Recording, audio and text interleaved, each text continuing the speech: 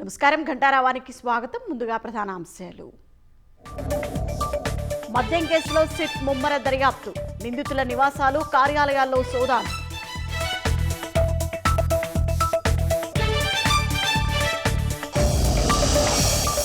రాష్ట్రంలో మావోయిజానికి చోటు లేదన్న డీజీపీ. 7 నెలల్లోగా నక్సల్స్ అందరూ జనంలోకి రావాలని పిలుపు.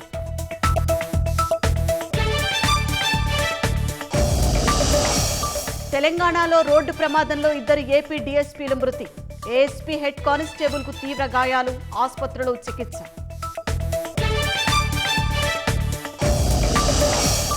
గోవా గవర్నర్ గా అశోక్ గజపతిరాజు ప్రమాణ స్వీకారం. కార్యక్రమానికి హాజరైన టీడీపీ నేతలు, ప్రముఖులు.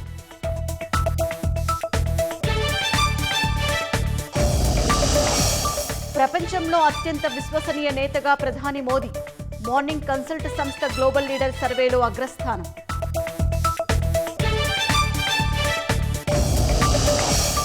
శత్రుమూకల ఆట కట్టించేందుకు రుద్ర, భైరవ్ పేరుతో విభాగాలు.